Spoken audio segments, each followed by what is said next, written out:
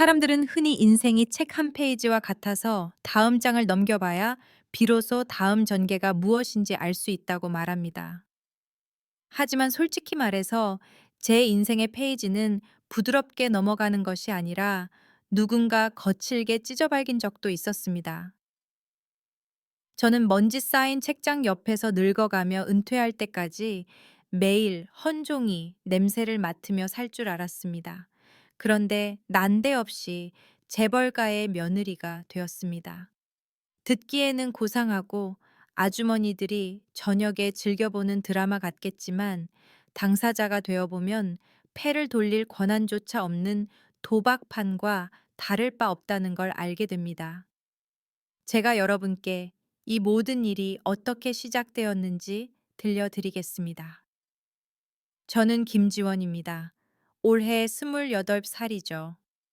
헛된 꿈을 꾸기에는 그리 어린 나이가 아니지만 그렇다고 모든 것을 포기하고 받아들이기에는 아직 늙지 않은 나이입니다. 저는 SC 중앙도서관 사서라는 제 직업을 사랑했습니다.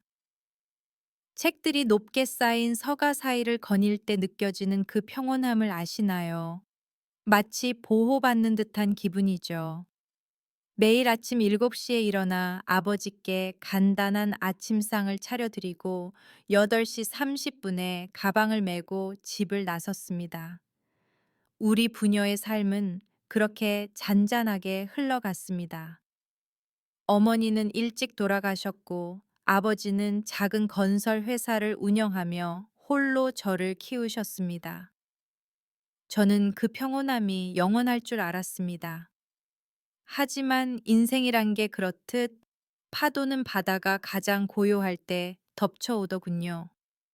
그날은 지루할 정도로 평범한 화요일이었습니다. 부엌에서 저녁 준비를 하고 있는데 아버지가 부르셨습니다. 지원아 라고 부르는 딱 두 마디였는데 왠지 목소리가 낯설었습니다. 평소에 호탕한 목소리가 아니라 벼랑 끝에 서 있는 지칠 대로 지친 사람의 목소리 같았습니다. 저는 가스불을 끄고 앞치마에 대충 손을 닦은 뒤 거실로 나갔습니다. 아버지는 낡은 가죽 소파에 앉아 계셨습니다. 노르스름한 조명 아래서 아버지는 10년은 더 늙어 보이셨습니다. 탁자 위에는 서류 뭉치가 어지럽게 널려 있었습니다. 창백해진 얼굴로 아버지는 불도 붙이지 않은 담배를 손을 떨며 쥐고 계셨습니다. 앉거라. 목소리가 쉰 듯 갈라져 있었습니다. 제 심장이 쿵쿵 뛰기 시작했습니다. 등골을 타고 흐르는 불길한 예감을 느껴본 적 있으신가요? 바로 그때가 그랬습니다. 회사가 아버지는 머뭇거리시더니 아주 침통하게 긴 한숨을 내쉬셨습니다. 부도가 났다. 그 세 글자가 고요한 거실 한복판에 바위처럼 뚝 떨어졌습니다. 머릿속이 하얘졌습니다. 부도라니 평생을 먼지 구덩이 공사판을 전전하며 아버지가 한 푼 두 푼 모아 일구신 회사였습니다. 어떻게 눈 깜짝할 사이에 모든 걸 잃을 수 있다는 말입니까? 빚이 얼만 줄 아니. 아버지는 차마 제 눈을 똑바로 쳐다보지 못한 채 물으셨습니다. 저는 고개를 저었습니다. 저는 경영에 대해 아무것도 모릅니다. 그저 글자들의 세상 속에 사는 사서일 뿐이니까요. 50억 원이다. 아버지 입 밖으로 나온 숫자는 가벼웠지만 그 무게는 저를 그 자리에서 짓눌러 버렸습니다. 50억, 그 엄청난 돈이 어떻게 생겼는지 상상조차 되지 않았습니다.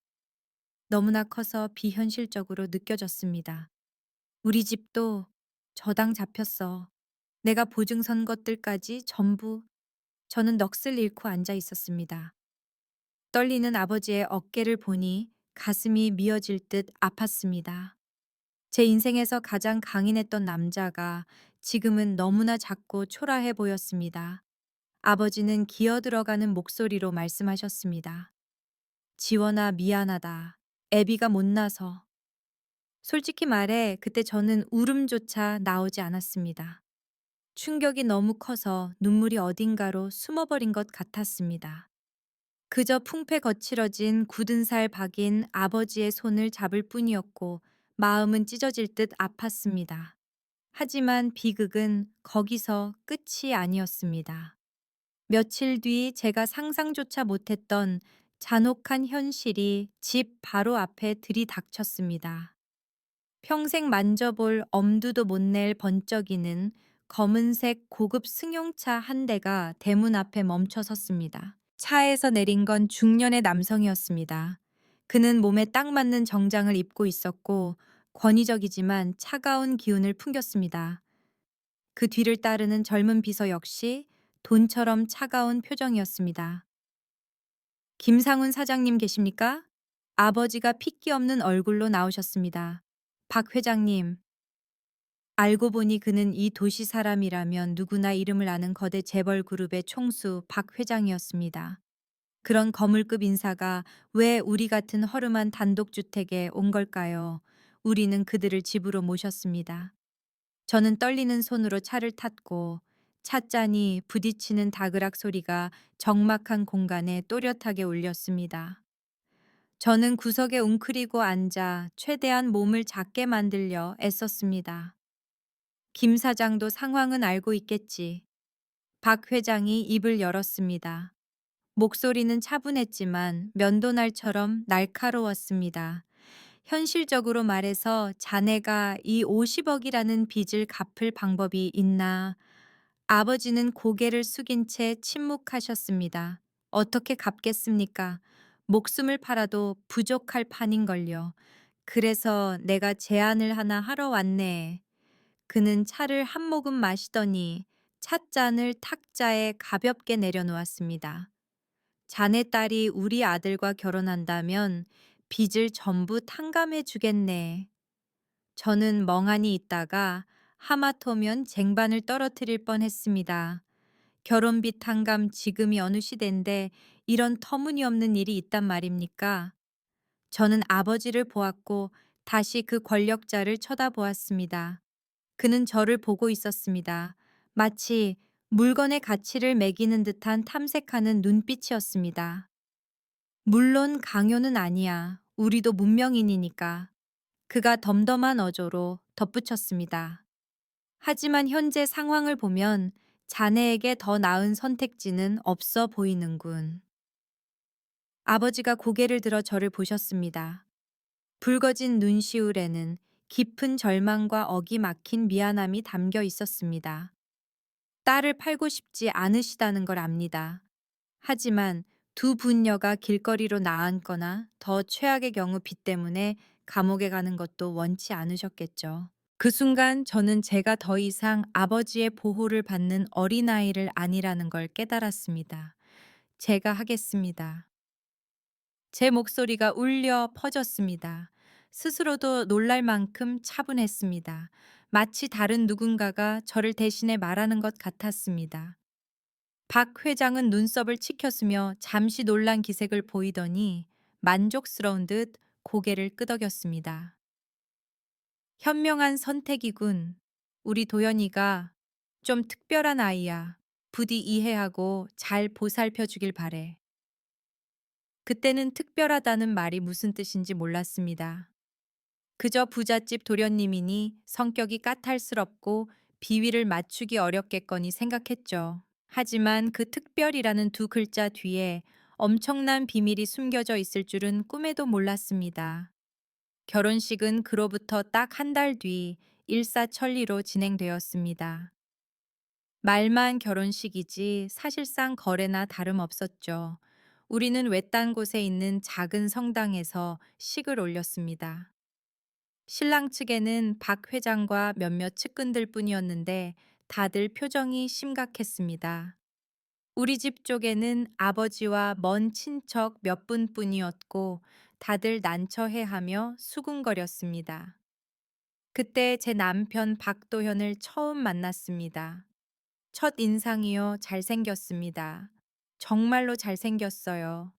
키도 크고 얼굴도 훤칠하고 콧날도 오뚝했습니다. 하지만 뭔가 이상했습니다. 그의 눈빛이 너무나 맑았습니다. 마치 새 살배기 아이의 눈처럼 투명했죠. 안녕하세요. 박도현이에요.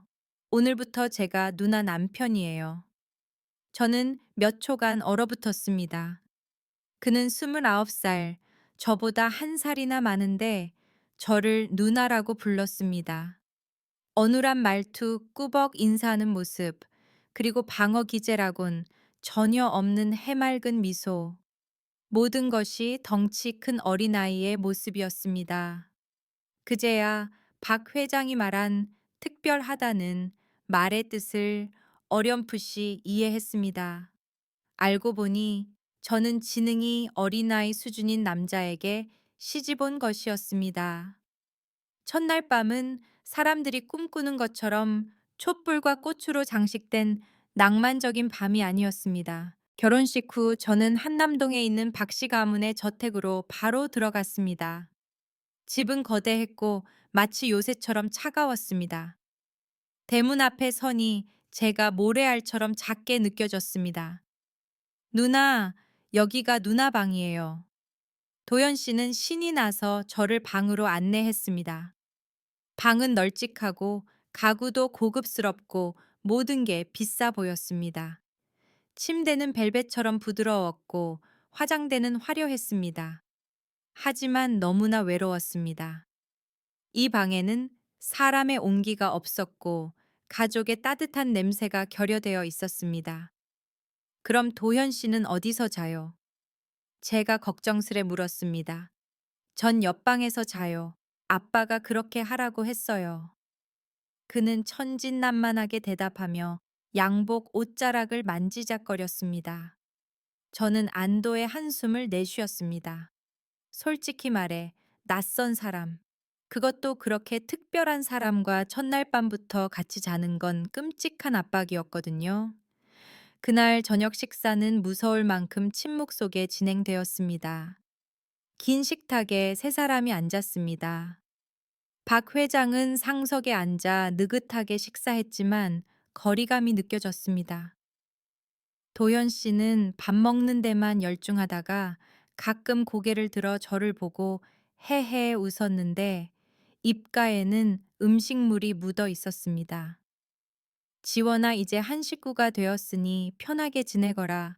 박 회장이 말했지만 말투에는 편안함이라곤 조금도 없었습니다. 그날 밤 저는 낯선 침대에서 뒤척였습니다. 이불은 따뜻한데 등골이 서늘했습니다. 집이 그립고 아버지가 그립고 책으로 어지럽혀진 제 작은 방이 그리웠습니다. 눈물이 베개를 적셨습니다. 아버지의 평안을 위해 내 인생을 팔았다. 과연 이 결정이 옳았을까? 꼬리에 꼬리를 무는 생각에 잠겨 있는데 무슨 소리가 들렸습니다. 똑똑. 한밤중에 정적을 깨는 노크 소리에 저는 화들짝 놀랐습니다. 누나, 저예요. 도연 씨의 목소리였습니다. 저는 급히 눈물을 닦고 가운을 걸친 뒤 문을 열었습니다. 뭐 필요한 거 있어요? 밤이 늦었는데. 문이 열렸습니다. 그리고 여러분, 그 순간을 저는 평생 잊지 못할 겁니다. 제 앞에 서 있는 사람은 여전히 박도현이었고 파란색 실크 잠옷을 입고 있었습니다. 하지만 무언가가 아주 달랐습니다. 완전히 달랐죠. 아까의 그 천진난만하고 순진하던 눈빛은 온데간데 없이 사라졌습니다. 그 대신 깊고 날카롭고 계산적인 눈빛이 자리하고 있었습니다. 주눅 들고 아이 같던 자세도 사라지고 성인 남자의 위험 있고 자신감 넘친 자세로 서 있었습니다. 들어가도 될까? 그 목소리는 낮고 허스키하며 위압감이 넘쳤습니다. 낮에 누나라고 칭얼대던 목소리는 조금도 남아있지 않았습니다. 온몸에 소름이 돋았고 팔다리가 굳어버렸습니다. 저는 뒷걸음질 치며 무의식적으로 고개를 끄덕였습니다. 어쨌든 명목상 그는 제 남편이었으니까요. 도현 씨는 안으로 들어와 부드럽지만 단호하게 문을 닫았습니다. 철컥하는 잠금 장치 소리가 건조하게 들렸습니다. 방 안의 공기가 갑자기 숨 막힐 듯 답답해졌습니다. 오늘은 어땠어? 그가 묻더니 저를 스쳐 지나가 방 구석에 안락의자에 앉아 거만하게 다리를 꼬았습니다. 그냥 괜찮았어요. 저는 말을 더듬었습니다. 심장이 가슴을 뚫고 나올 듯 뛰었습니다. 도대체 무슨 일이 벌어지고 있는 거지? 다중인격인가? 아니면 귀신을 본 건가? 도현 씨는 저를 빤히 쳐다봤습니다. 그 눈빛은 마치 상대방의 속마음을 꿰뚫어 보는 듯 했습니다. 너무나 예리해서 저는 노련한 사냥꾼 앞에 선 사냥감이 된 기분이었습니다. 지원아, 네. 이제 우린 진짜 가족이야. 그의 입꼬리가 한쪽만 올라가며 묘한 미소를 지었습니다. 바보 같은 미소가 아니라 비밀을 가득 품은 의문스러운 미소였습니다. 등골이 오싹했습니다. 그게 무슨 뜻이에요? 그가 일어나 천천히 제 쪽으로 걸어왔습니다. 뒤로 물러나고 싶었지만 발이 땅에 박힌 듯 움직이지 않았습니다. 그가 제 귀에 바짝 다가왔고 뜨거운 숨결이 목덜미에 닿아 몸이 떨렸습니다. 조만간 알게 될 거야. 잘 자네 아내. 말을 마친 그는 등을 돌려 방을 나갔고 저는 그 자리에 얼어붙은 채 서 있었습니다. 문이 닫히며 다시 섬뜩한 정적이 찾아왔습니다. 저는 침대에 주저앉아 가슴을 움켜쥐었습니다. 분명 같은 사람인데 낮과 밤이 극과 극으로 달랐습니다. 멍청한 바보와 위험한 늙은 여우. 도대체 저는 이 집에 시집을 온 걸까요? 아니면 호랑이 굴에 들어온 걸까요? 그날 밤 저는 뜬 눈으로 밤을 새웠습니다. 차가운 달빛이 창문을 뚫고 들어와 바닥에 기괴한 빛을 드리웠습니다. 이제 우린 진짜 가족이야. 라는 말이 저주처럼 머릿속을 맴돌았습니다. 저는 어렴풋이 깨달았습니다. 이 결혼은 단순히 빚을 갚기 위한 것이 아니라고. 이 화려한 저택에는 어두운 비밀이 숨겨져 있고 저는 본의 아니게 그 판의 장기말이 되어버린 것입니다. 다음 날 아침 저는 퀭한 눈으로 일찍 일어났습니다. 씻고 나서 조심스럽게 거실로 내려갔습니다. 도현 씨는 이미 소파에 앉아 TV로 만화 영화를 보고 있었습니다. 저를 보더니 그가 뒤를 돌아보며 손을 흔들었습니다. 누나 좋은 아침, 누나 일어났어요. 또다시 그 투명한 눈빛이었습니다. 또다시 그 눈 웃음치는 순진한 미소였습니다. 어젯밤에 그 무서운 남자는 존재한 적 없었다는 듯 목소리는 밝고 천진난만했습니다. 안녕. 안녕하세요. 저는 떨리는 목소리로 대답했습니다. 그를 자세히 쳐다보며 어젯밤의 날카로움을 찾아보려 했지만 소용없었습니다. 제 앞에는 영락없는 덩치 큰 어린아이가 있을 뿐이었습니다. 누나, 오늘 누나 뭐 하고 싶어요? 저 누나랑 놀고 싶어요. 심심해 죽겠어. 도현 씨가 눈을 반짝이며 졸랐습니다. 저는 침을 꿀꺽 삼켰습니다. 설마 어젯밤 일은 꿈이었나? 아니면 스트레스 때문에 환각을 본 건가? 저, 전 그림 그리는 걸 좋아해요. 저는 대충 대답했습니다. 아, 그럼 레고는요? 누나 레고 좋아해요. 저 레고 엄청 많아요. 아빠가 사줬어요. 그렇게 해서 그날 오후 저는 화려한 거실 바닥에 앉아 남편과 레고를 조립하게 되었습니다. 도현 씨는 거대한 레고 세트를 꺼냈고 조각들이 사방에 널려 있었습니다. 누나 같이 조립해요. 성을 만들자고요. 저는 고개를 끄덕이며 조각 몇 개를 집어들었습니다. 하지만 곧 도현 씨가 조립하는 모습을 보고 경악하고 말았습니다. 설명서도 안 보고 레고를 조립하는 사람을 본 적 있나요? 도현 씨가 그랬습니다. 그의 손은 쉴 새 없이 움직였고 이 조각 저 조각을 집어 놀라운 속도로 맞췄습니다. 가늘고 긴 손가락은 유연하고 밀리미터 단위까지 정확하게 움직였습니다. 도현 씨, 이거 자주 가지고 노나 봐요. 제가 넌지시 물었습니다. 네, 어릴 때부터 했어요. 엄청 재밌어요, 누나. 한참 신나게 조립하다가 갑자기 그의 손이 멈췄습니다. 도연 씨는 만들다만 성 모형을 뚫어지게 쳐다보더니 미간을 살짝 찌푸렸습니다. 순간 그의 눈동자에 깊은 생각이 스쳐 지나갔습니다. 어린아이의 것이 아닌 성인의 사색적인 눈빛이었습니다. 그러더니 갑자기 그가 모든 걸 부수기 시작했습니다. 왜 부숴요? 제가 깜짝 놀라 물었습니다. 예쁜데 더 좋은 방법이 있을 것 같아서요. 그가 중얼거리고는 처음부터 다시 조립하기 시작했습니다. 이번에는 박스에 있는 샘플 그림조차 쳐다보지 않았습니다. 그는 스스로 창조하고 구조를 변경했습니다.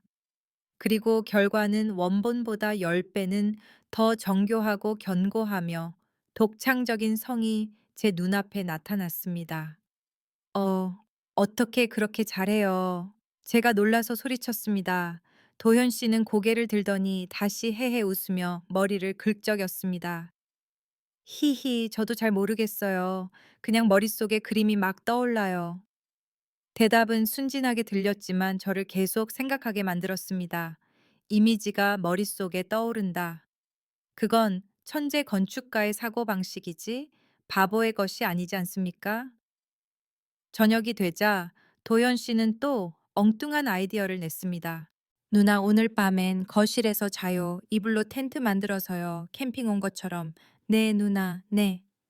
교절하려 했지만 잔뜩 기대한 표정을 보니 마음이 약해졌습니다. 마침 시아버지는 출장을 가셨고 집에는 일하는 아주머니들 뿐이니 조금 맞춰줘도 괜찮겠다 싶었죠. 하지만 저는 또 한 번 충격을 받았습니다. 도현 씨는 소파 쿠션 얇은 담요 의자 몇 개를 이용해 텐트를 만들었습니다. 지지대를 배치하고 무게 중심을 잡아 텐트가 무너지지 않게 하는 방식이 마치 공사를 진행하는 기술자처럼 정확했습니다. 완성된 텐트는 넓고 튼튼했으며 정말 아늑했습니다. 어릴 때 이렇게 만들어서 숨곤 했어요. 텐트 안에 누운 도연 씨가 작게 말했습니다. 목소리에 슬픔이 묻어났습니다. 저는 그 옆에 누워 캄캄한 천장을 바라보았습니다. 누구한테서 숨었는데요? 외로움한테서요. 그가 대답하더니 다시 킬킬거렸습니다. 농담이에요. 귀신한테서 숨었죠. 우리는 누워서 별들에 대해 이런저런 이야기를 나누었습니다. 도현 씨는 천장을 가리키며 엉뚱한 손짓을 했지만 천문학에 대해 말하는 내용은 소름 끼칠 정도로 정확했습니다. 북두칠성 오리온 자리 광년의 거리. 고요한 밤, 도현 씨가 먼저 잠이 들었습니다.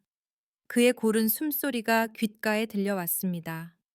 저는 도무지 잠이 오지 않았고 마음속의 의구심은 풍선처럼 부풀어 올랐습니다.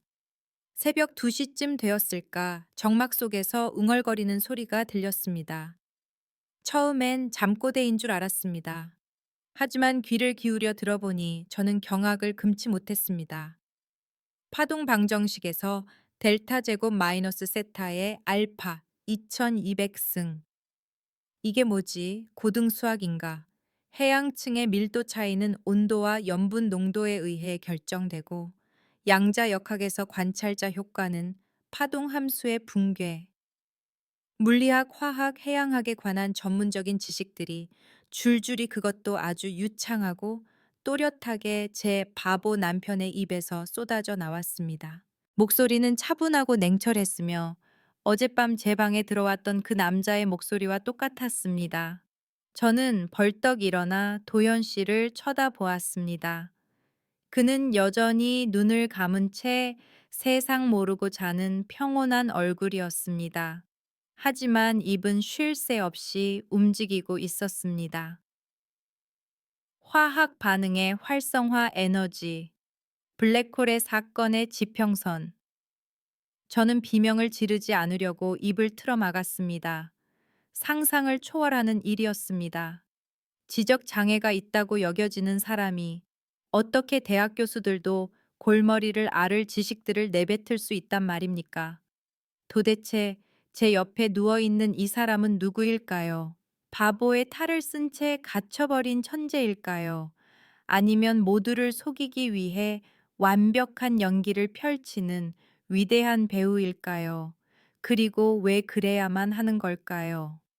그날 밤 넓은 거실 한복판 이불로 만든 텐트 속에서 저는 깨달았습니다. 제가 무시무시한 비밀로 가득 찬 세상에 발을 들여 놓았다는 것을요. 사서 김지원의 평온한 삶은 정말로 끝이 났습니다.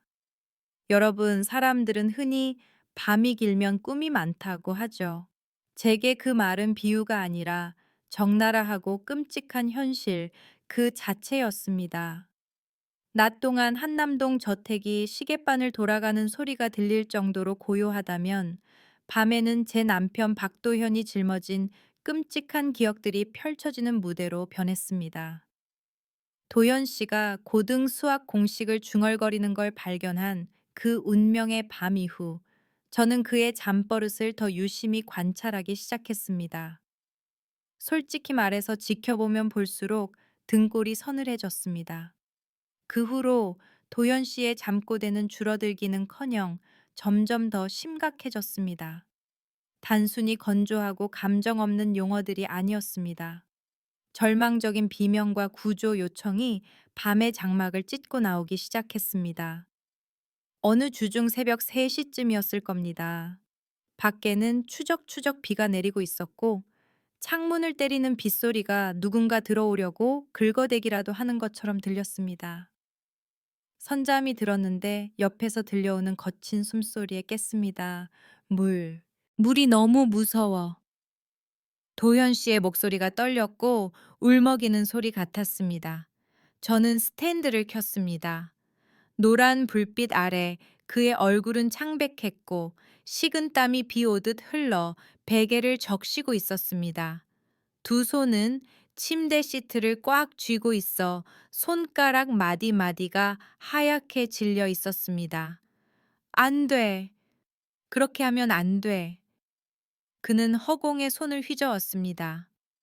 마치 누군가를 막으려는 듯 혹은 보이지 않는 무언가를 멀리 밀어내려는 듯 했습니다.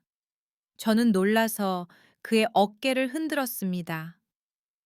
도연 씨 꿈꿔요, 일어나요. 하지만 그는 깨지 않았습니다. 여전히 깊은 가위 눌림 속에서 몸을 가볍게 경련했습니다.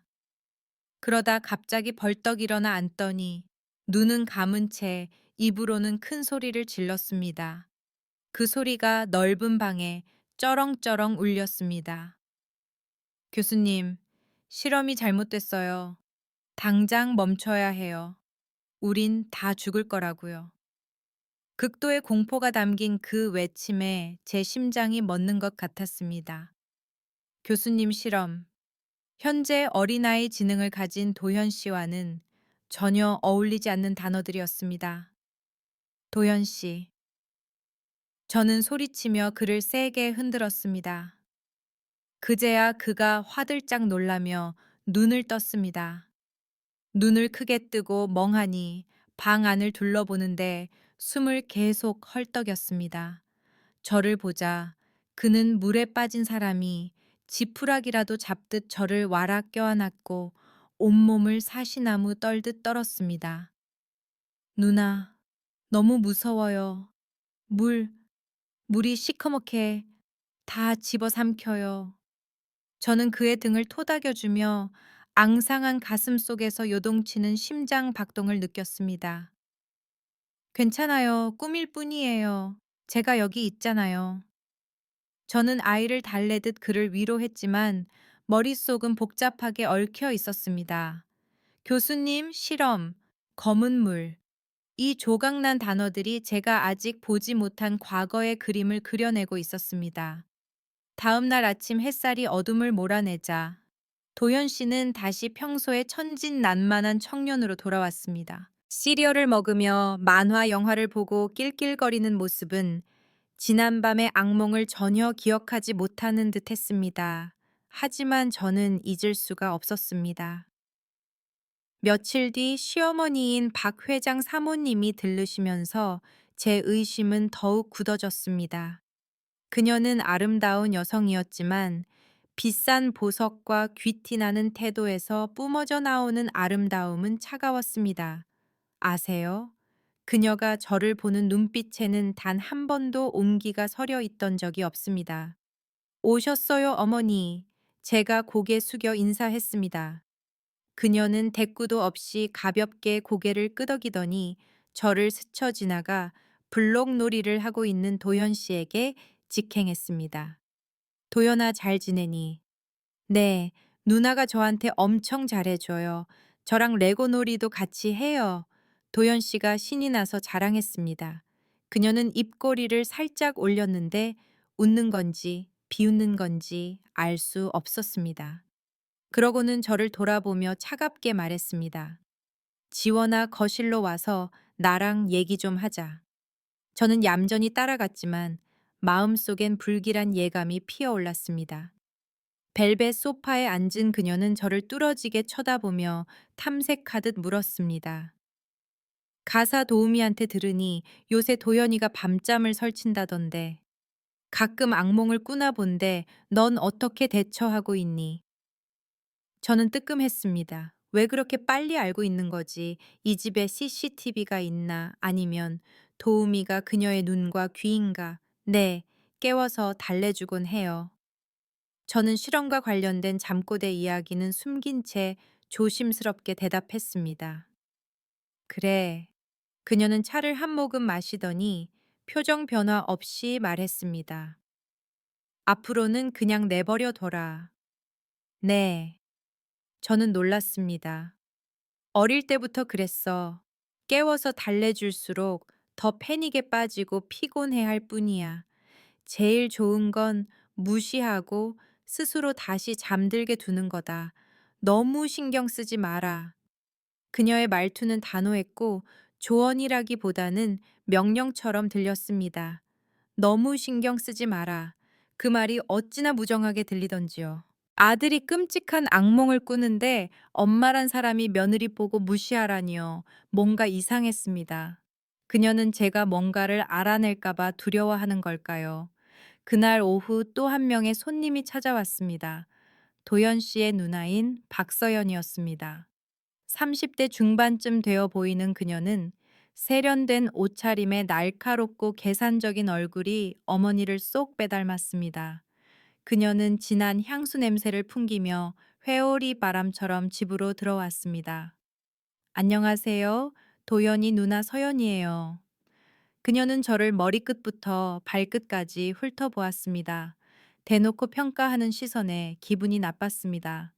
그러고는 도현 씨에게로 시선을 돌려 탐색하듯 물었습니다. 도현아, 요새 꿈 자주 꾸니? 기억 안 나, 누나. 아마 그럴걸. 도현 씨가 머리를 긁적이며 헤헤 웃었습니다. 서연은 안도하는 한숨을 내쉬었고 얼굴의 긴장이 조금 풀렸습니다. 그녀는 도연 씨가 듣지 못하는 정원으로 저를 데려갔습니다. 도연이가 말썽 피우진 않죠. 특별한 아이라 순진해서요. 아, 참. 그녀는 잠시 머뭇거리더니 주위를 두리번거리며 목소리를 낮췄습니다. 밤에 개가 헛소리 같은 건 안 해요. 헛소리요. 저는 모르는 척 했습니다. 잠꼬대 같은 거요. 뭐 옛날 이야기라든지 알아듣기 힘든 말들. 그녀의 목소리에 긴장감이 역력했습니다. 저는 단박에 그녀 눈 속의 불안함을 알아챘습니다. 그들은 도연 씨가 무슨 비밀이라도 말할까봐 두려워하고 있었습니다.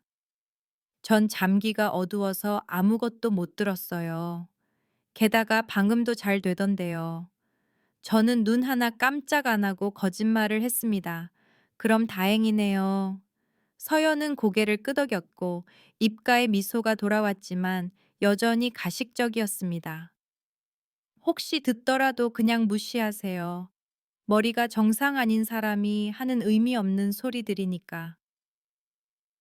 가족들의 태도는 제 가설을 더욱 확신하게 만들었습니다. 그들은 도연 씨의 과거를 숨기고 있고 그 과거를 영원히 묻어버리고 싶어 합니다. 며칠 뒤 악몽이 다시 찾아왔습니다. 이번에는 단서가 그 어느 때보다 명확했습니다. 박사님, 데이터가 이상합니다. 도연 씨는 자면서 중얼거렸고 이마를 잔뜩 찌푸리며 고통스러워 했습니다. 온도가 급상승해요. 실험체가 반응하지 않아요. 당장 연구소로 돌아가야 해. 너무 위험해. 이번에는 너무나 구체적이었습니다. 실험 데이터 연구소 박사. 저는 도연 씨가 과거의 연구원 어쩌면 유능한 과학자였을 거라고 확신했습니다. 머리가 정상이 아닌 사람이 이렇게 논리적인 것들에 집착할 리가 없습니다. 저는 직접 알아보기로 결심했습니다. 기회는 주말 오후 도연 씨가 정원에서 나비를 쫓느라 정신이 없을 때 찾아왔습니다. 저는 그의 방으로 몰래 들어갔습니다. 평소에는 사생활을 존중해 거의 뒤지지 않던 방이었죠. 하지만 지금은 달랐습니다. 증거가 필요했습니다. 책장과 옷장을 다 뒤져봤지만 만화책과 장난감 뿐이었습니다. 마지막으로 구석진 곳에 있는 낡은 책상의 맨 아래 서랍을 당겼습니다. 좀 뻑뻑하게 끼어 있더군요. 안에는 낡은 이끼색 가죽 앨범이 들어 있었습니다. 한 장 한 장 넘길 때마다 심장이 쿵쿵 뛰었습니다. 도현 씨의 어린 시절 사진은 아주 평범해 보였습니다. 똘똘하고 귀여운 소년이었죠. 하지만 뒤로 갈수록 저는 경악을 금치 못했습니다. 대학 시절, 대학원 시절의 사진 속 도현 씨는 완전히 다른 사람이었습니다. 안경을 쓰고 날카로운 눈빛을 한 지적이고 자신감 넘치는 모습이었습니다. 바보 같은 구석이라곤 찾아볼 수 없었습니다. 그리고 마지막 장에서 멈췄습니다. 정답이 바로 제 눈앞에 있었습니다. 국립해양연구소라는 간판이 걸린 큰 건물 앞에서 찍은 단체 사진이었습니다. 도현 씨는 가운데 줄에 서서 연구원 가운을 입고 가슴에 명찰을 달고 있었습니다.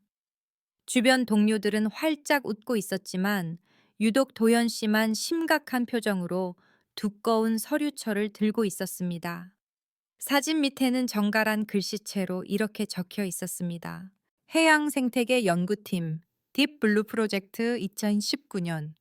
2019년 불과 몇 년 전입니다. 그렇다면 이 덩치 큰아이가 되기 전 제 남편은 해양 연구 프로젝트에 참여한 과학자였던 겁니다. 그 프로젝트에서 무슨 일이 있었던 걸까요? 사고, 아니면 어떤 음모 누나 등 뒤에서 들려온 도현 씨의 목소리에 저는 화들짝 놀랐습니다. 저는 급히 앨범을 덮어 서랍에 처박고는 태연한 척하며 뒤를 돌았습니다. 여기 있었어요. 한참 찾았잖아요. 도현 씨가 들어오는데 손에 들꽃 한 송기를 들고 눈이 안 보이게 웃고 있었습니다. 누나 주려고요. 꽃 예쁘죠? 그 미소를 보다가 사진 속의 근엄한 남자를 떠올리니 가슴 속에서 걷잡을 수 없는 슬픔이 밀려왔습니다. 그 재능 있던 남자는 어디로 갔을까요?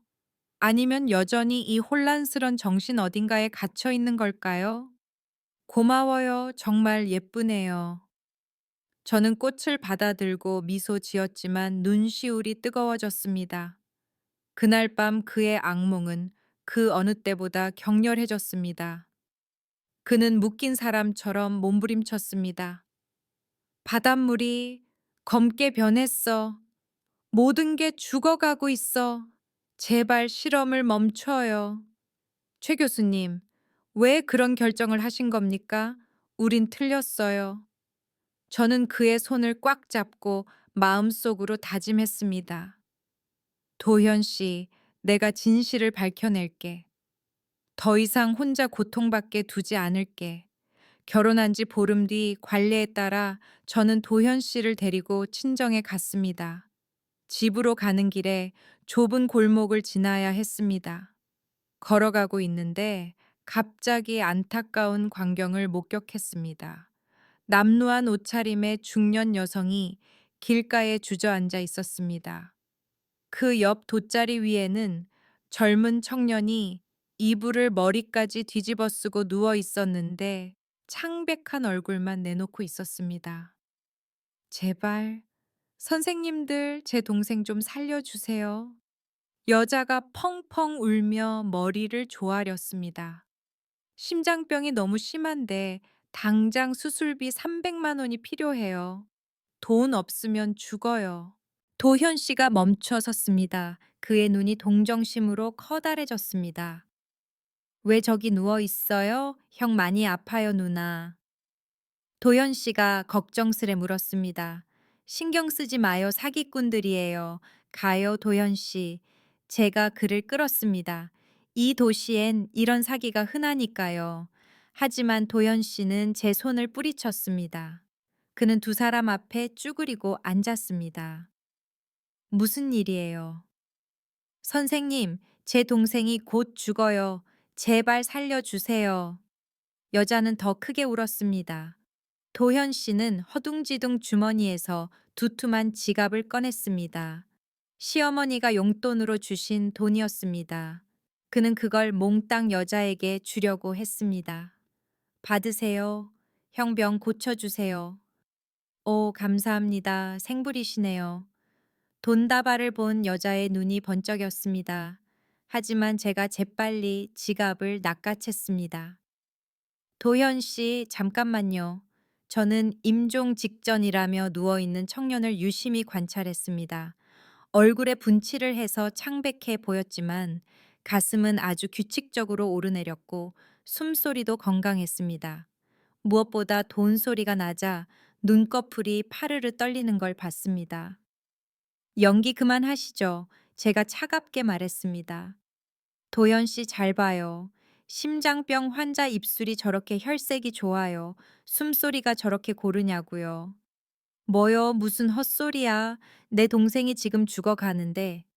여자가 얼굴을 붉히며 소리쳤습니다. 바로 그때 제가 전화기를 꺼내는 척했습니다. 알겠어요. 그럼 제가 구급차랑 경찰 불러서 도와드릴게요. 무료로요. 경찰이라는 말에 죽어가던 청년이 다람쥐처럼 벌떡 일어났습니다. 그는 저를 죽일 듯 노려보더니 바구니에 있던 잔돈 몇 푼을 챙겨 여자의 손을 끌었습니다. 가자, 엄마. 이 기집애 보통 아니야. 두 사람은 짐을 챙겨 골목으로 사라졌고 도현 씨만 멍하니 앉아 충격을 받은 채 남았습니다. 거, 거짓말이었어요. 도현 씨가 중얼거렸고 눈엔 눈물이 고였습니다. 왜 그런 짓을 해요? 형 안 아픈 거였어요. 속인 거예요. 돈 때문에 사람들은 어떤 연극이라도 하거든요. 저는 부드럽게 설명하며 그의 옷에 묻은 흙을 털어주었습니다. 도현 씨는 고개를 푹 숙였습니다. 돈, 그리고 거짓말에 대해 많이 배웠어요. 그 말에 저는 깜짝 놀랐습니다. 너무나 심오하고 가슴 아픈 말이라 어린아이의 말 같지 않았습니다. 그의 순수함이 잔혹한 현실에 깎여나가는 것 같아 안쓰러웠고 그를 더욱 지켜주고 싶었습니다. 하지만 진짜 폭풍은 이제 막 시작되려 하고 있었습니다. 한 달 뒤 어느 우울한 토요일 오후였습니다. 저는 부엌에서 도현 씨가 좋아하는 김치찌개를 끓이고 있었는데 초인종이 울렸습니다. 손을 닦고 나가 문을 열었습니다. 문 앞에는 젊은 여자가 서 있었는데 굉장히 아름답고 세련됐습니다. 샤넬 원피스를 입고 머리는 풍성하게 웨이브를 넣은 그녀는 고귀하고 도도한 분위기를 풍겼습니다. 안녕하세요, 누구시죠? 여자는 선글라스를 벗더니 저를 머리끝부터 발끝까지 훑어보고는 비릿한 미소를 지었습니다. 최민지라고 해요. 도연 씨 찾으러 왔는데요. 마침 도연 씨가 2층에서 내려왔습니다. 그 여자를 보자마자 그의 얼굴에서 핏기가 싹 사라졌습니다. 온몸이 굳었고 귀신이라도 본 듯 공포에 질려 눈이 커졌습니다. 민지 누나. 목소리가 떨리며 두려움이 묻어났습니다. 와장창 그가 들고 있던 레고 상자가 바닥에 떨어져 박살이 났습니다. 조각들이 사방으로 튀었습니다. 도현 씨는 뒷걸음질 치다 등에 벽이 닿자 몸을 잔뜩 웅크렸습니다. 오랜만이네 도현 씨. 민지는 제 집처럼 자연스럽게 들어오더니 잔인할 정도로 차갑게 웃었습니다. 새 신부한테 인사하러 왔어. 결혼했다며? 그녀가 저를 돌아봤는데 눈빛이 칼날 같았습니다. 전 도현 씨의 전 약혼녀예요. 아, 정확히 말하면 결혼할 뻔했죠. 2년 전에. 저는 얼어붙었습니다. 전 약혼녀 2년 전 맞아요. 민지가 비꼬는 말투로 계속했습니다. 우린 완벽한 커플이었죠. 근데 이 사람이 이 꼴이 됐잖아요. 쓸모없는 바보 천치. 그래서 파혼했죠. 왜 이 사람이 이렇게 됐는지 몰라요. 시어머니가 말 안 해줬나. 말하지 마. 그 얘기 하지 마. 도현 씨가 갑자기 처절하게 비명을 지르며 양손으로 귀를 막고 바닥에 주저앉았습니다. 가, 오지 마. 바다가 죽었어. 다 죽었다고. 민지는 그 광경을 마치 코미디라도 보듯 태연하게 바라봤습니다. 그녀는 핸드백에서 명함 한 장을 꺼내 검지와 중지 사이에 끼워 저에게 건넸습니다. 다 그 사고 때문이에요. 남편의 진짜 과거가 궁금하면 연락해요. 저는 명함을 받아들었습니다. 금박으로 이런 글씨가 새겨져 있었습니다. 최민지, 블루마린 테크 생명공학 회사 대표. 그럼 실례하죠. 그녀는 제게 윙크를 하고는 돌아서 나갔고 또각거리는 구두 소리가 차갑게 울렸습니다. 민지가 나가고 난 뒤에도 도연 씨는 바닥에 앉아 떨며 울었습니다. 시어머니가 그제야 2층에서 뛰어 내려왔습니다. 다 듣고 있었으면서 숨어 있었던 것 같습니다. 그녀는 도연 씨를 안고 달랬지만 제가 민지에 대해 묻자 딱 잡아떼며 다시는 그 이름을 꺼내지 말라고 금지했습니다. 하지만 어떻게 모른 척할 수가 있겠습니까? 그날 밤 도현 씨의 악몽은 그 어느 때보다 끔찍했습니다. 민지야, 안 돼. 그 실험은 너무 위험해. 왜 내 말을 안 듣는 거야? 바다가 죽어가고 있어. 피, 온통 피바다야.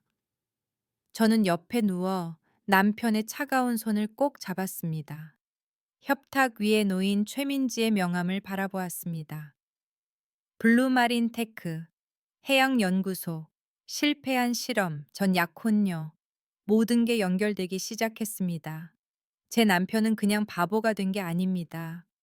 비극의 피해자였고 그 비극을 만든 자들은 여전히 떵떵거리며 살고 있으며 심지어 집까지 찾아와 도발하고 있습니다.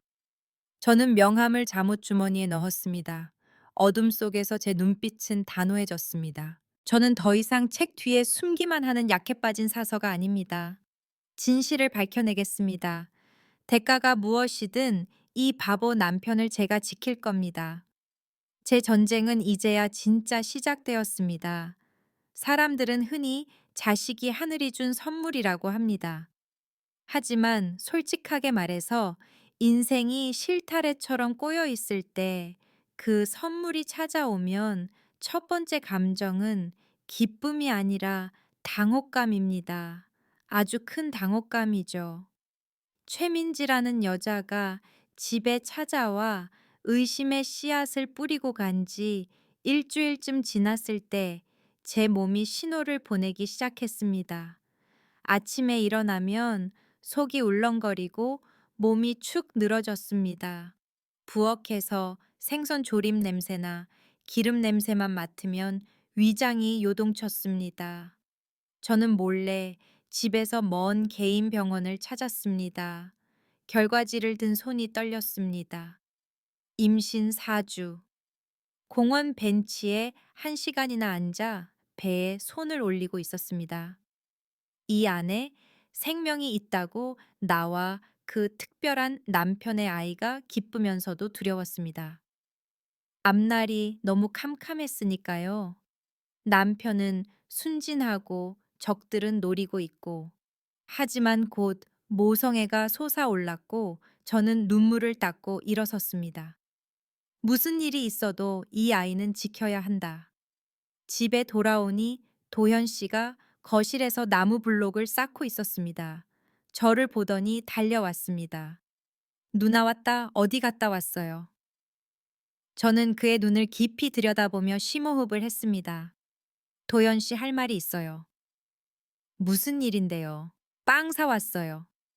아니요, 저 임신했어요. 공기가 멈춘 듯 했습니다. 도현 씨가 굳어버렸습니다. 입가에 있던 천진난만한 미소가 꺼졌습니다. 그는 서서 제 배를 뚫어지게 쳐다보더니 거실을 왔다 갔다 하기 시작했습니다. 두 손을 깍지 낀 채 아주 낯선 표정으로 깊은 생각에 잠겨 있었습니다. 그 사색적인 표정은 당황한 아이가 아니라 계산을 하는 남자의 모습이었습니다. 몇 주 됐어. 그가 저를 보지 않고 불쑥 물었습니다. 4주요. 입도 심해 아침에 헛구역질하지. 그가 돌아보는데 목소리가 기이할 정도로 진지했습니다. 지금 시기가 아주 중요해. 날 음식, 찬 음식 절대 피해야 하고 신경관 결손 막으려면 엽산 당장 섭취해야 해. 아, 카페인도 차랑 커피는 당장 끊고. 저는 입을 딱 벌리고 경악했습니다. 산부인과 의사처럼 정확하고 유창한 의학 지식을 쏟아내고 있었으니까요. 그, 그걸 어떻게 다 알아요? 제가 더듬거렸습니다. 도연 씨가 퍼뜩 정신을 차린 듯 했습니다. 그는 멈칫하더니 눈빛이 흔들렸고 다시 머리를 긁적이며 익숙한 표정으로 헤헤 웃었습니다. 아, TV나 어디서 들었나 봐요. 히히. 저 아빠 되는 거예요. 누나 너무 좋다. 그는 다시 바보 도현으로 돌아왔습니다.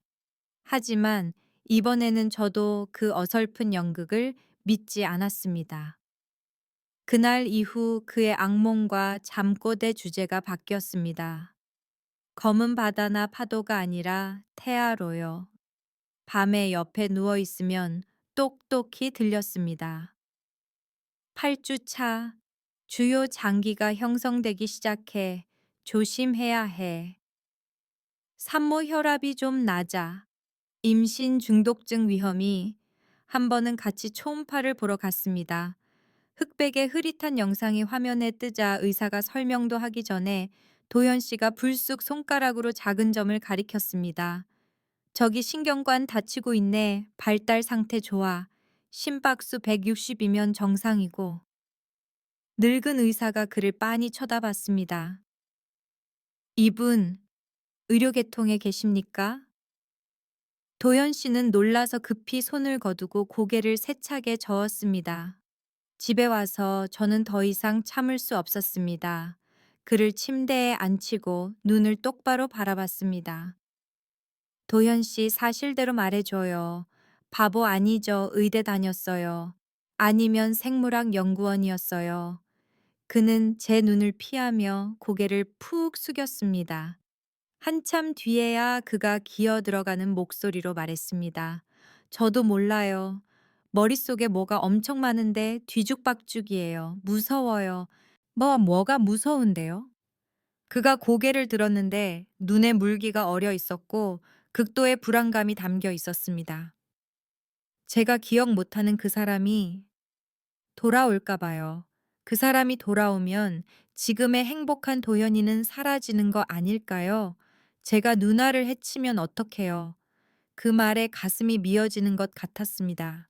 알고 보니 그도 매일 싸우고 있었던 겁니다. 어두운 과거가 현재의 작은 행복을 집어삼킬까봐 두려워하면서요. 시댁 식구들은 임신 소식에 기뻐했습니다. 박 회장은 비취 목걸이까지 선물로 보냈죠. 하지만 기쁨은 잠시였습니다. 진짜 폭풍이 들이닥쳤습니다. 바다의 태풍보다 더 거세게 말이죠.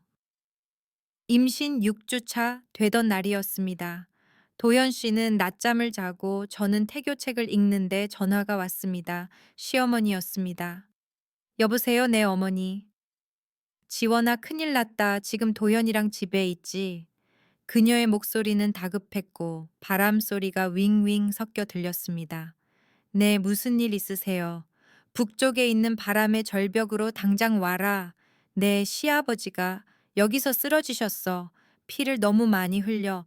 빨리 도연이 데리고 와서 병원으로 옮겨야 해. 내 차가 고장 났어. 빨리. 뚝뚝뚝 전화가 끊겼습니다.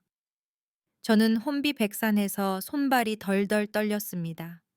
시아버지가 사고를 저는 방으로 뛰어들어가 도연 씨를 흔들었습니다. 도연 씨 일어나요. 아버지가 다치셨대요. 우리는 급하게 차를 몰았습니다. 바람의 절벽은 시내에서 1시간이나 떨어진 외진 곳이었고 길도 험했습니다. 도연 씨가 운전대를 잡았는데 손을 심하게 떨었고 얼굴은 창백했습니다. 그는 원래 멀리 가는 걸, 특히 바다 근처를 무서워했지만 아버지가 걱정되어 억지로 참는 듯 했습니다. 누나 아빠 괜찮겠죠? 그가 울먹이며 물었습니다. 괜찮으실 거예요. 다 왔어요. 저는 안심시켰지만 마음속은 불안하기 짝이 없었습니다. 도착해서 본 광경에 등골이 오싹해졌습니다. 바다 위로 깎아지른 절벽이었습니다. 바닷바람이 어찌나 센지 사람을 날려버릴 것 같았고 파도가 절벽 아래를 쾅쾅 때리며 하얀 거품을 일으키고 있었습니다. 하늘은 잿빛이었고 먹구름이 소용돌이쳤습니다. 하지만 차는 한 대도 보이지 않았고 시부모님도 보이지 않았습니다. 어머니, 아버님, 제가 소리쳤지만 바람 소리에 묻혔습니다. 여기 위야 가장 높은 바위 쪽에서 소리가 들렸습니다. 저와 도연 씨는 서로 부축하며 올라갔습니다. 하지만 정상에 섰을 때 그곳에 있는 건 시어머니가 아니었습니다. 최민지였습니다. 그녀는 새빨간 가죽 재킷을 입고 팔짱을 낀 채 서 있었습니다. 머리카락은 바람에 헝클어졌고 입겐 차갑고 잔인한 미소가 걸려 있었습니다. 민지 씨, 저는 멍해졌습니다. 왜 여기 계세요, 부모님은요? 부모는 무슨? 민지가 비웃으며 콧방귀를 꼈습니다. 늙은이 목소리 흉내 내는 건 식은 죽 먹기지. 기술이 어떤 세상인데 너무 순진하네. 저는 굳어버렸습니다. 함정이었습니다. 저 멍청이 데려오라니까 만삭의 몸을 이끌고 왔네. 일타쌍피구만. 그녀는 제 배를 증오 가득한 눈으로 노려봤습니다. 도연 씨는 민지를 보자마자 공포에 사로잡혔습니다. 그는 뒷걸음질 치며 제 등 뒤로 숨었고 온몸을 사시나무처럼 떨었습니다. 누나, 저, 저 여자 무서워요. 집에 가요, 누나. 민지가 다가오며 우리를 절벽 끝으로 몰았습니다. 박도연 나 좀 봐. 기억 안 나. 3년 전 연구소 일 말이야. 그녀가 고래고래 소리 질렀습니다. 몰라, 몰라요. 머리 아파. 도연 씨는 머리를 감싸 쥐고 주저앉아 신음했습니다. 3년 전 우린 그 실험을 같이 했어. 딥블루 프로젝트. 민지는 계속해서 그를 정신적으로 고문했습니다. 근데 네가 겁쟁이처럼 굴었지. 해양 오염이 무섭다고 멈추자고 했잖아. 네가 냉각 시스템 망가뜨렸잖아. 실험실 폭발로 넌 바보가 되고 난 업계에서 퇴출당하고 숨어 살았어. 실험, 폭발. 도현 씨가 고통에 얼굴을 일그러뜨리며 중얼거렸습니다. 조각난 기억들이 뇌를 공격하고 있었습니다. 이제 남은 쓰레기를 치워야지. 내 사랑하는 마누라가 사라지면 기억이 좀 돌아오려나. 천재 박도연 박사님, 말을 마치자마자 민지가 달려들었습니다. 목표는 저였습니다. 안 돼. 도연 씨가 소리치며 막으려 했지만 두통 때문에 쓰러졌습니다. 민지가 제 어깨를 세게 밀쳤습니다. 갑작스럽고 잔인한 힘이었습니다. 저는 중심을 잃었고 발이 절벽 끝에서 미끄러졌습니다. 지원아, 세상이 뒤집혔습니다. 저는 낭떠러지로 떨어졌습니다. 귓가에 들리는 바람 소리가 사신의 비웃음 같았습니다. 풍덩 몸이 차가운 수면과 강하게 충돌했습니다. 충격에 정신이 아득했고 짠물이 코와 입으로 들이닥쳤습니다. 저는 깊은 심연의 어둠 속으로 가라앉았습니다. 차다. 뼈가 시리게 차갑다. 저는 필사적으로 허우적거렸습니다. 내 아이, 내 아기, 그 생각에 숨을 참고 발버둥 치며 올라가려 했습니다. 하지만 거친 파도가 계속 저를 눌러버렸습니다. 힘이 빠졌습니다. 배가 타는 듯 아팠습니다. 의식이 흐려졌습니다. 이제 죽는구나 싶을 때 절벽 위에서 비명 같은 소리가 들려왔습니다. 파도 소리를 뚫고 물의 장막을 뚫고 들려온 소리였습니다. 최민지, 너 정말 미쳤어. 여러분, 그건 평소에 멍청하고 유약한 도현 씨의 목소리가 아니었습니다. 낮고 위험 있으며 잠에서 깬 야수의 극도의 분노가 담긴 목소리였습니다. 진짜 남자의 목소리였죠. 절벽 위에서 최민지는 핏기 없는 얼굴로 멍하니 서 있었습니다. 도현, 오빠, 오빠, 깼어. 도현 씨는 대답하지 않았습니다. 그는 꼿꼿이 일어서서 그녀를 차갑게 노려보았습니다. 그녀가 공포에 질려 뒷걸음질 칠 정도의 눈빛이었습니다. 그러고는 거추장스러운 재킷을 벗어 던지더니 일말의 망설임도 없이 바다로 뛰어들었습니다. 욕조 목욕조차 무서워하던 그 남자가 시커먼 심연 속으로 몸을 던진 겁니다. 풍덩. 도현 씨는 물살을 가르며 화살처럼 날아왔습니다. 저에게 헤엄쳐 오는 방식은 완벽한 수영 전문가 물살 하나하나를 꿰뚫고 있는 해양학자의 솜씨였습니다. 그는 허우적대지 않고 파도에 몸을 맡기며 소용돌이를 가로질러 가장 빠르게 저에게 접근했습니다. 단단한 팔이 제 허리를 감싸고 수면 위로 끌어올리는 게 느껴졌습니다. 쿨럭, 쿨럭. 저는 기침을 토하며 그를 꽉 붙잡았습니다. 지원아, 나봐. 괜찮아. 나 여기 있어. 그 목소리, 따뜻하고 침착하며 더할 나위 없이 든든했습니다. 그가 제 얼굴에 붙은 젖은 머리카락을 떼어주는데 눈빛이 확고했습니다. 바보 같은 구석은 조금도 없었습니다. 절대적인 신뢰만이 있었죠.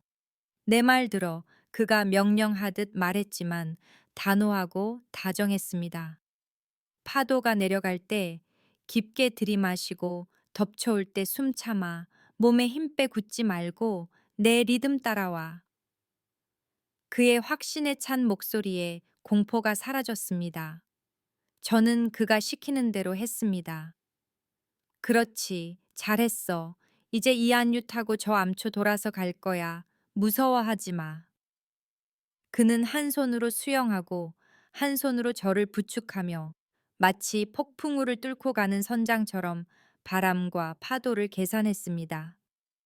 망망대해 차가운 바다 한가운데서 그의 포옹은 뜨거웠고 저에게 강렬한 생존 의지를 불어넣었습니다. 박도연이 돌아왔습니다. 제 천재 남편이 진짜로 깨어난 겁니다. 아시나요? 살다 보면 시간이 멈춘 듯한 순간이 있습니다. 제 발이 거친 모래 해변에 닿았을 때 뼈를 깎는 바닷물의 한기가 헐떡이는 가슴의 뜨거운 열기로 바뀔 때 저는 비로소 살았다는 걸 믿을 수 있었습니다. 도현 씨는 저를 해변으로 끌어올렸는데 동작은 단호하면서도 무척 부드러웠습니다.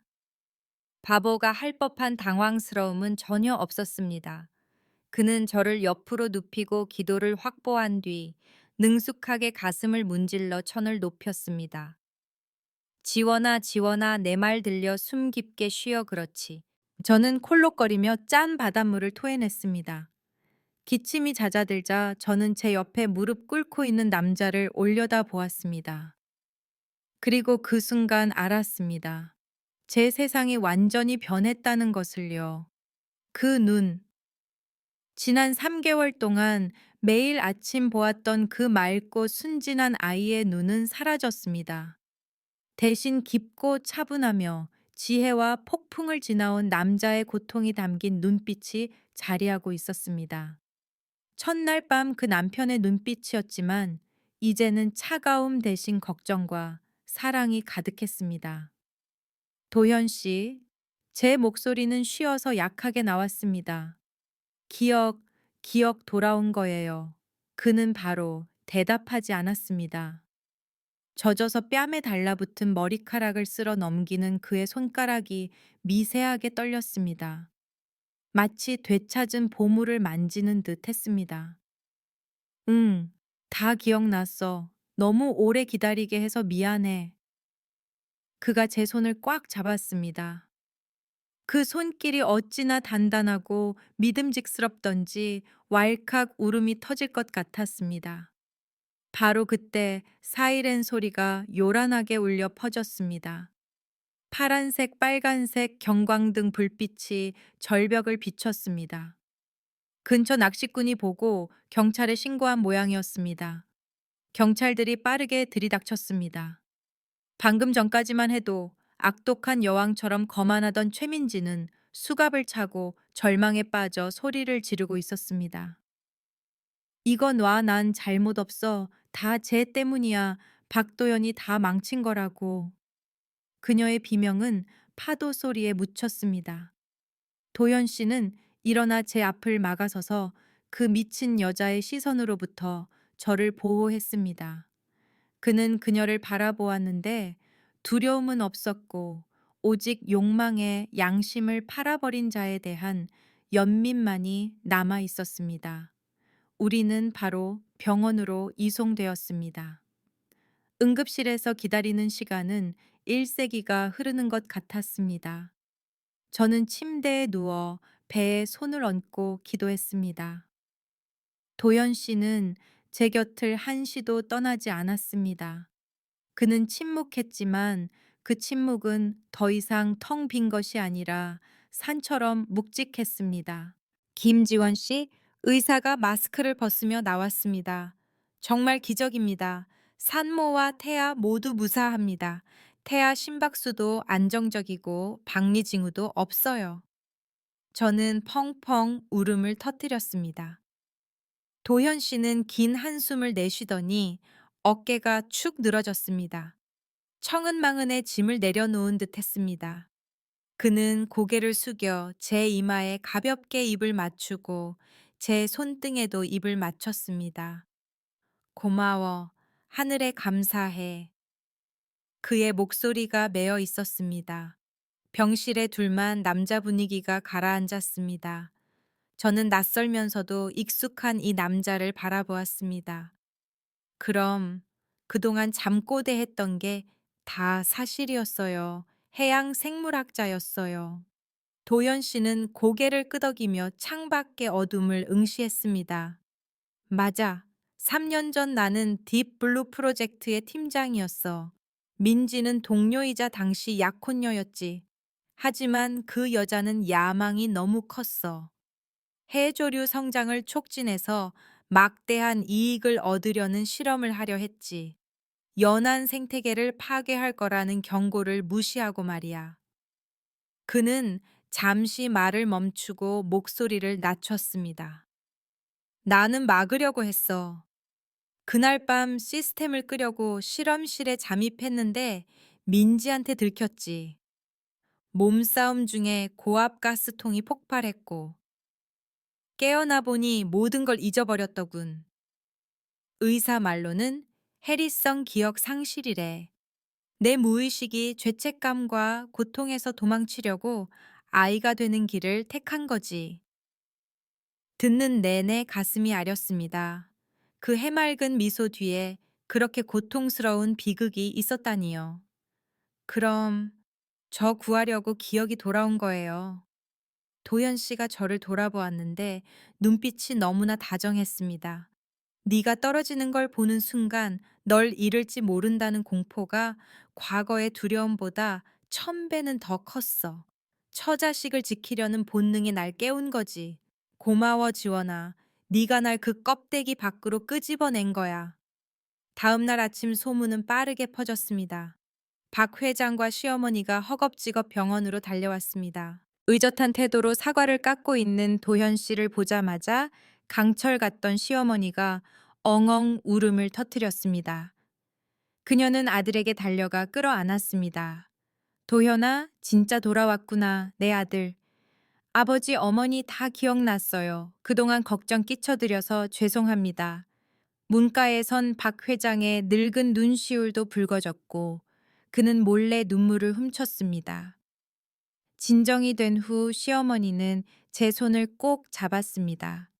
처음으로 그녀의 손에서 온기를 느꼈습니다.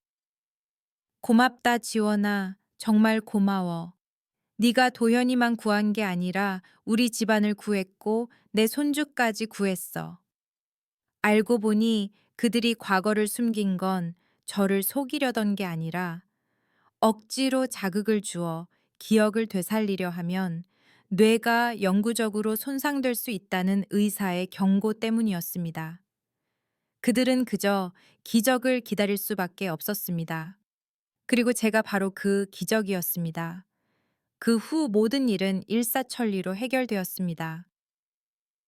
최민지는 상해 치상 혐의와 도현 씨의 진술로 드러난 수많은 연구 비리로 감옥에 갔습니다. 눈먼 야망의 대가는 자유와 미래였습니다. 제가 퇴원해서 한남동 저택으로 돌아왔을 때 집안 분위기는 완전히 바뀌어 있었습니다. 차갑고 우울한 기운은 사라지고 웃음소리와 따뜻함이 가득했습니다. 도현 씨가 가장 먼저 한 일은 방을 정리하는 것이었습니다. 저는 문가에 서서 그가 레고들을 상자에 조심스럽게 담는 걸 지켜봤습니다. 그는 우리가 함께 만들었던 성 모형을 들고 추억에 잠긴 듯 미소 짓더니 소중한 보물처럼 가장 높은 선반에 올려두었습니다. 그러고는 벽장 속에서 먼지 쌓인 두꺼운 연구 자료들을 꺼냈습니다. 낡은 노트북이 켜지고 파란 불빛이 그의 지적이고 강인한 얼굴을 비췄습니다. 연구소로 돌아갈 거예요. 제가 물었습니다. 도현 씨는 고개를 젓고 저를 무릎에 앉혔습니다. 해양 환경 보호 솔루션 연구는 계속하겠지만 프리랜서로 하거나 집에 작은 랩을 차릴 거야. 너랑 아이 곁을 떠나기 싫어. 지난 3년 동안 너무 많은 걸 놓쳤잖아. 이제 두 사람한테 다 보상해주고 싶어. 그 말을 듣는데 마음이 묘하게 따뜻해졌습니다. 친정 아버지도 오셨습니다. 딸이 행복해하고 사위가 유능하고 효심 깊은 모습을 보시더니 눈물을 글썽이셨습니다.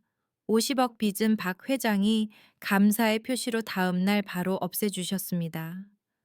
아버지 어깨를 짓누르던 청은망은 짐이 사라졌고 아버지의 미소는 그 어느 때보다 가벼워 보였습니다.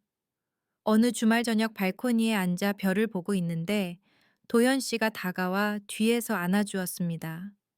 지원아, 우리 진짜 신혼여행 갈까? 남해 어때? 요새 거기 바다 예쁜데. 바다라는 말에 저는 살짝 몸을 떨었습니다. 오빠, 바다 안 무서워요. 도현 씨가 저를 돌려쓰고 눈을 깊이 들여다봤습니다. 아니, 바다는 내 인생의 일부야. 내가 넘어진 곳이기도 하지만 나 자신을 되찾은 곳이기도 하니까. 그리고 무엇보다 이제 네가 있잖아. 네가 있는 곳이 곧 평안이야. 그렇게 우리는 남해로 갔습니다. 도망치듯 떠난 출장이나 여행이 아닌 행복한 여행이었습니다. 해질녘 남해의 해변은 수묵화처럼 아름다웠습니다. 붉은 태양이 금빛으로 반짝이는 수평선 아래로 천천히 가라앉고 있었습니다. 파도는 잔잔하게 흰 모래사장을 쓰다듬었고 절벽에서의 그날처럼 사납지 않았습니다. 우리는 손을 잡고 걸었고 시원한 바닷바람이 머리카락을 날렸습니다. 도연 씨는 임산부인 제 걸음에 맞춰 천천히 걸었습니다. 무슨 생각해? 그가 물었습니다. 생각 중이에요. 나중에 아이 태어나면 사실대로 말해줄까 하고요. 아빠 엄마가 얼마나 기가 막히게 만났는지. 도연 씨가 껄껄 웃었는데 그 굵직한 웃음소리가 바다와 하늘 사이로 울려 퍼졌습니다. 엄마가 빚 때문에 바보 남편한테 팔려왔는데 알고 보니 천재를 낚았다고. 아니요. 제가 그의 어깨를 가볍게 치며 킥킥거렸습니다. 이렇게 말할 거예요. 탕감 계약 결혼인 줄 알았는데 때려야 뗄 수 없는 운명적인 사랑이었다고. 도연 씨가 멈춰 섰습니다. 그는 허리를 숙여 제 배에 귀를 대고 속삭였습니다. 들었지, 엄마가 글 쓰는 사람처럼 말을 참 잘해. 넌 나중에 아빠처럼 똑똑하고 엄마처럼 지혜로워야 한다. 그러고는 허리를 펴고 사랑이 가득 담긴 눈으로 저를 보았습니다. 지원아, 네. 나 포기 안 해줘서 고마워. 나조차 나를 못 보고 있을 때 내 진짜 모습을 봐줘서 고마워. 사랑해. 저도 사랑해요. 돌아와줘서 고마워요, 도연 씨. 찬란한 노을 아래 드넓은 바다 앞에서 우리는 뜨겁게 키스했습니다. 바닷바람의 짠맛과 사랑의 달콤함이 입술 끝에서 어우러졌습니다. 인생이란 참 묘합니다, 여러분. 때로는 도저히 빠져나갈 길 없는 비극을 우리 얼굴에 던져주기도 합니다. 그저 우리가 그걸 뛰어넘어 진짜 행복을 찾을 용기가 있는지 시험해 보려고 말이죠. 저는 혼인신고서에 도장 찍을 때 제 인생이 끝난 줄 알았는데 알고 보니 그게 시작이었습니다. 지금 제 손을 꽉 잡고 있는 유능한 남편과 뱃속에서 무럭무럭 자라는 작은 생명을 느끼며 저는 인생에서 가장 평온한 안식처를 찾았음을 압니다. 우리는 그 비밀스러운 첫날 밤 그가 말했던 것처럼 진짜 가족이 되었습니다. 제 이야기는 여기까지입니다. 제 긴 하소연 들어주셔서 감사합니다. 여러분도 자신만의 운명을 찾으시길 바랍니다. 그게 아무리 기이한 방식으로 찾아오더라도 말이죠. 오늘 사람의 온기 채널에서 준비한 이야기는 여기까지입니다. 지원이와 도현이의 운명적인 결혼 이야기. 여러분은 어떻게 들으셨나요? 가슴 뭉클한 순간이 있으셨나요? 댓글로 여러분의 생각을 남겨주시면 함께 이야기 나눠보면 좋겠습니다. 구독과 좋아요 잊지 마시고 눌러주세요. 사람의 온기가 더 의미 있는 인생 이야기들을 모아 여러분께 전해드리는데 큰 힘이 됩니다. 그럼 다음 사연에서 다시 뵙겠습니다. 안녕히 계세요.